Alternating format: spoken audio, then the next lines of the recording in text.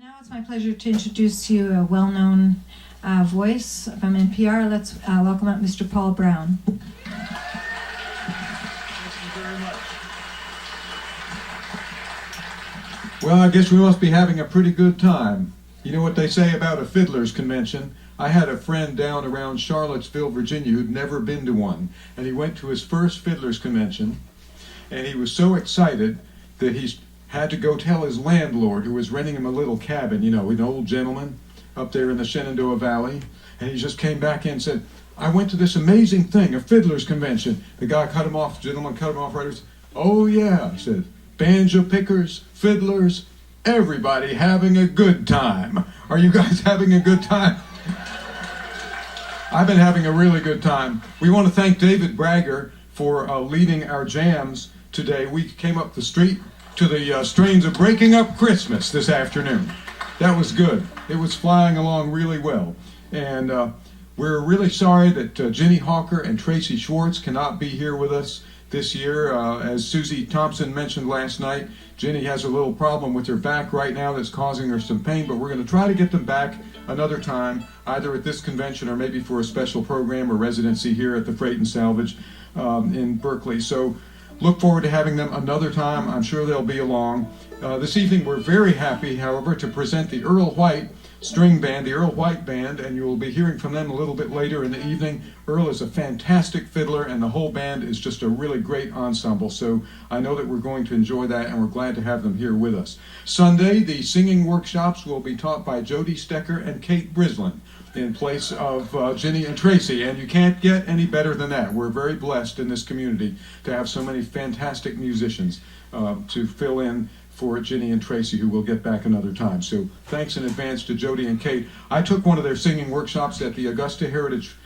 Center in Elkins, West Virginia a number of years ago, and I'll tell you, if you take the time and attend their workshop, you'll be very, very glad you did. It could be a life-changing event in all the good ways for you as a musician, as a singer.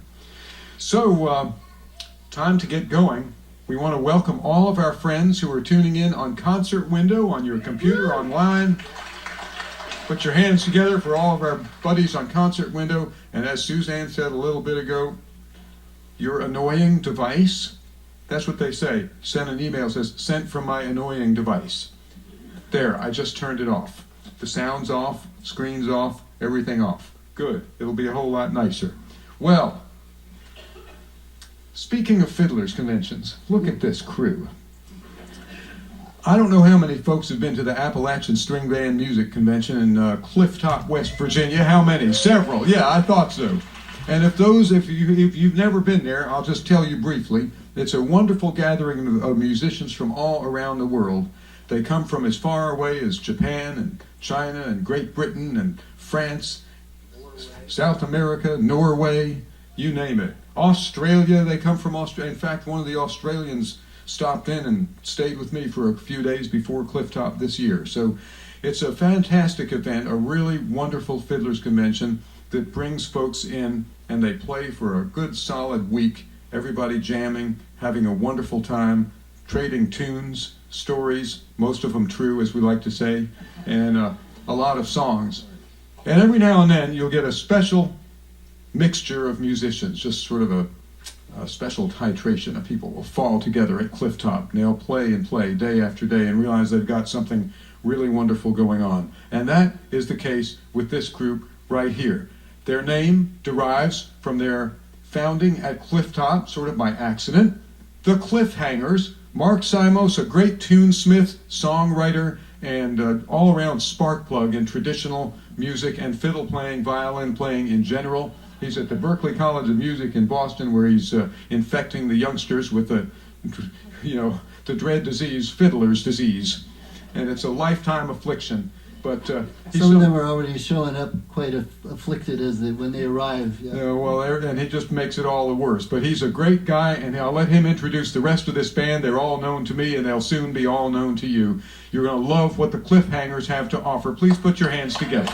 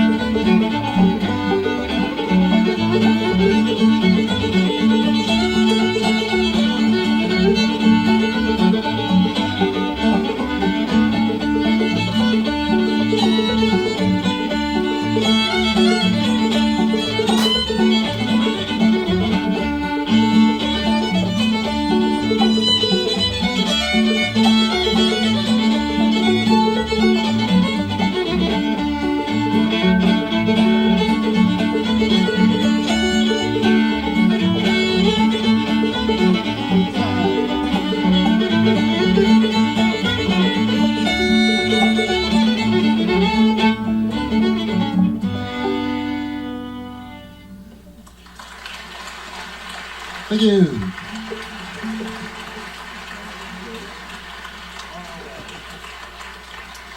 Well, it's a little bit verboten in old-time music to start with a medley, so we started with a medley of a traditional tune that we learned from the playing of a great solo fiddler from Mississippi.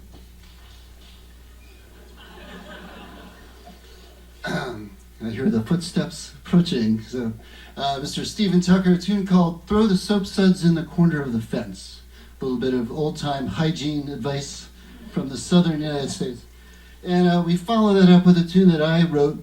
And one of the great things about this particular collection of musicians that we've all played together over the years at the Clifftop Festival, as Paul was telling you about. And I like to make up tunes, and sometimes I make them up with a lot of forethought, and sometimes they just kind of pop out spontaneously. That tune is one that popped out spontaneously playing with this passel of folks. I think we'd probably been marinating in D tunes for about 3 or 4 hours, and then suddenly one came out, and so that one's called "Don't Know Where I'm Going, But I'm On My Way." Then there's the incremental process. Yes, that's right. And that's sort of the way we did things. We thought we would set the scene for you a little bit with a little camp lantern here, because you should know Susie Thompson. And by the way, let's give a shout out to Susie.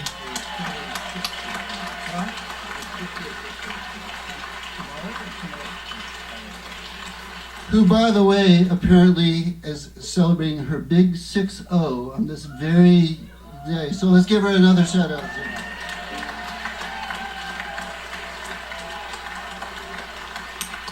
Anyway, I just want to say that there are great musicians in the world who are terrible organizers, and Lord knows there are great organizers in the world who are not so great musicians. Every once in a while, a rarity occurs, someone who is both. And for Susie to be the consummate musician that she is and to put the energy into putting an event like this together, really, I think is a wonderful thing. So anyway, she said this is our West Coast debut, and that's true, but it's actually our debut of ever playing a gig outside of the walls of Clifftop. And there are no walls at Clifftop, so we are what Pete Sutherland likes to call a brigadoon band. We would rise from the mist every summer, play, and then, but we did record a little bit of a time capsule of some traditional and some original tunes, which a trilogy project that we call the Clifftop Notes Project. Someday we'll write the Cliff Notes for the Clifftop Notes, but we haven't done that yet. Anyway, here's another traditional tune for you from the playing of a sort of a mixture of Luther Strong's version and Salyer's version. We like to kind of mix versions up, and this one's Black Eyed Susie. And by the way, we have Mr. Brendan Doyle on the banjo here, your local favorite.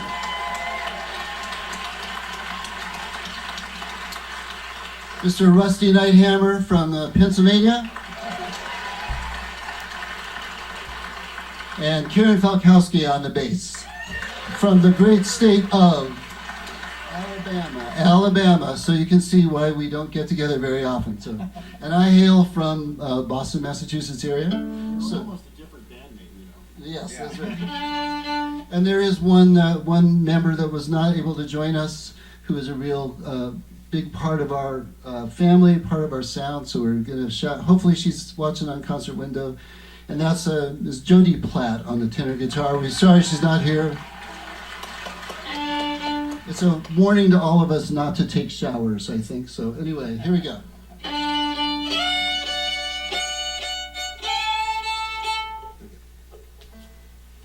Night air has gotten in my bones.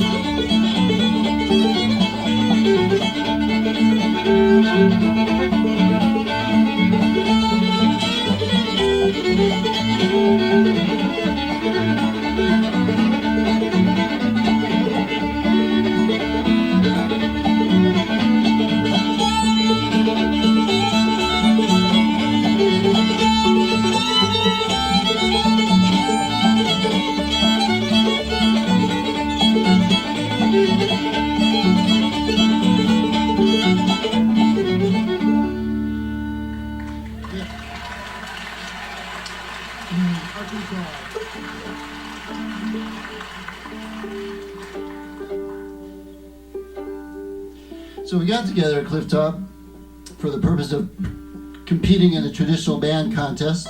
And we're honored to say that every time we competed, we made it into the finals. And every time we made it into the finals, we didn't win.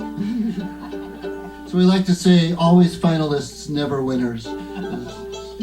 Making it into the finals, the Clifftop is winning, but we were never Exactly. champions. That's right. Right. Always finalists, never champions.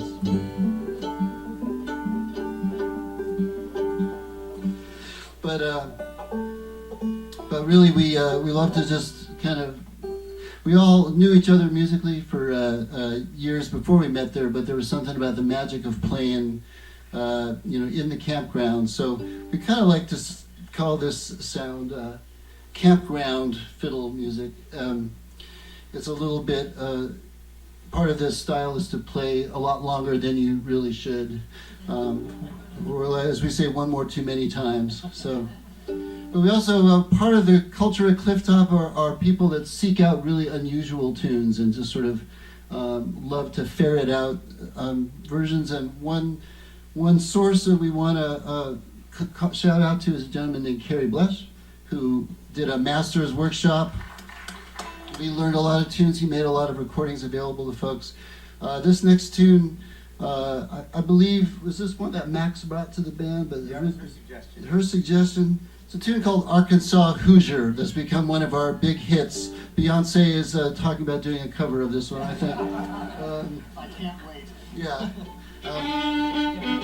If the term Arkansas Hoosier seems a little odd because Hoosiers come from Indiana, the real meaning of Hoosier is a large, uncouth individual. About a third number of those in every state.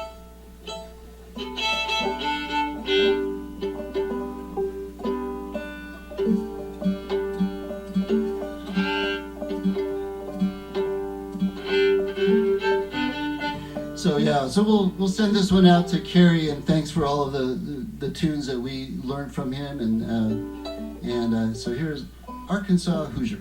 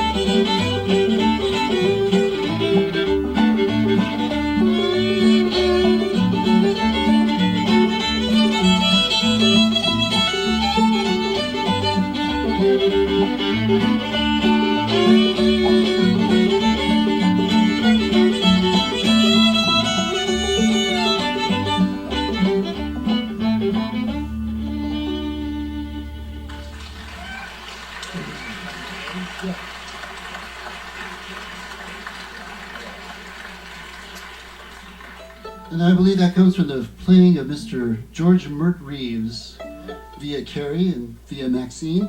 And here's another George Mert Reeves tune for you. I know you were thinking to yourself, not just one, please. We have another. We have another. Actually, his son Merle, I think, had a lot to do with sharing that. I think one of the amazing things about old-time music for me is, when I started playing the music, it seemed like there wasn't a lot of sources around and available. And there's something about the work of folks like the Field Recorders Collective that have been making a lot of people's personal collections more readily available, and the internet. But it seems now that there's this amazing wealth of this music that you can find. And how many of you caught the show last night with him? I was just marveling at the Bucking Mule's amazing repertoire. Woo! They tune faster than we do. They do, they tune faster than we do. But they're seasoned professionals. So. Just double check when you're in. Little key change. Tune because we care.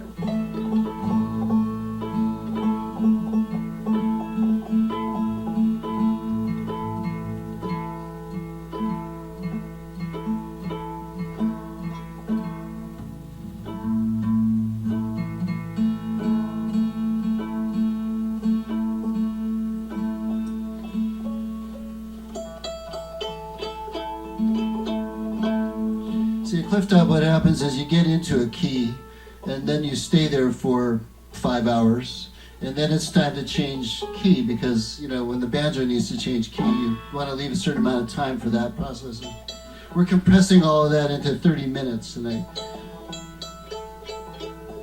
Anyway, here's another George Mert Reeves tune called Rare Up, another one that we actually got that was inspired by Carrie Bush.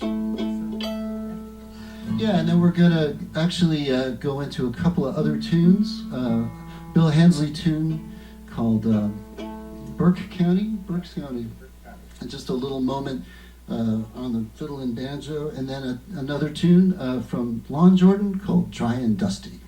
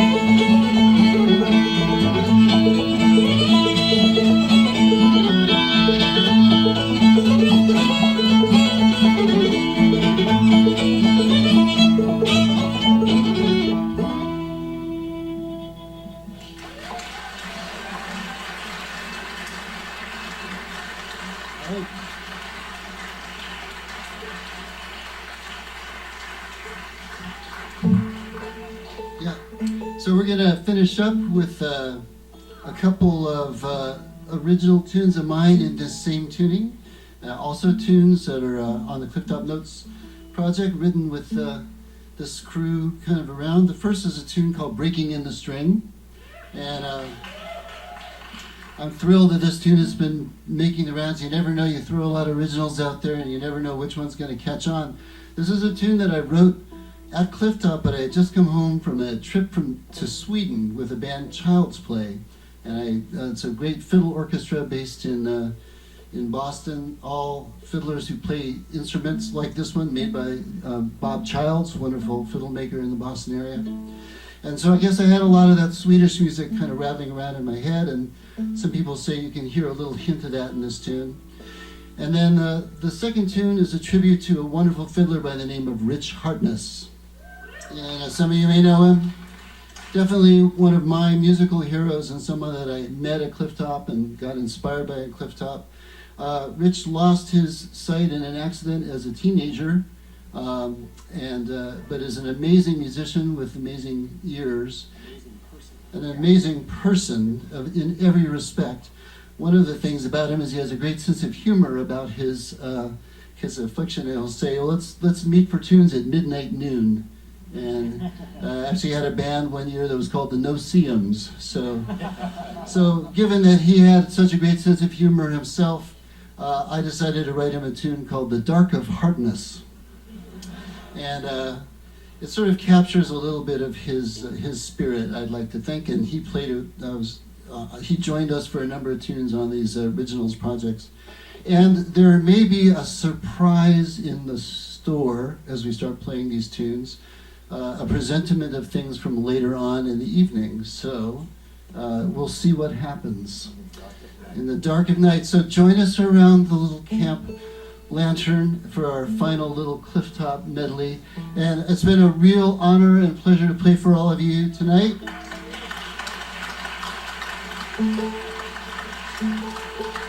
There's the mood lighting.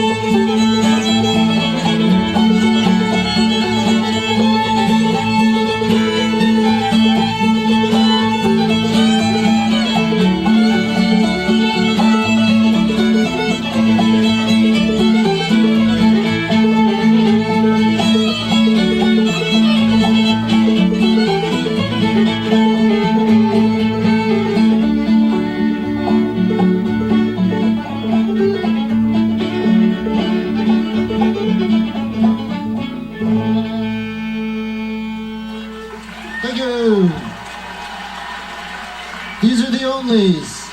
You'll hear them later tonight. We're the Cliffhangers. Thank you all.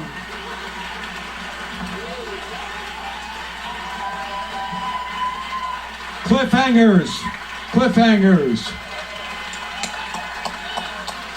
Good job.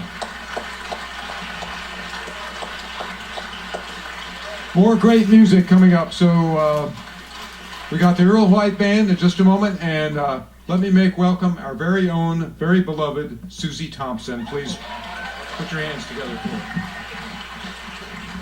Thanks, Paul. Well, while we change the stage over and make room for the Earl White Band, I have a few little announcements, and I want to start out by thanking some people and some organizations. First of all, I would like to thank all the awesome volunteers who helped make this happen.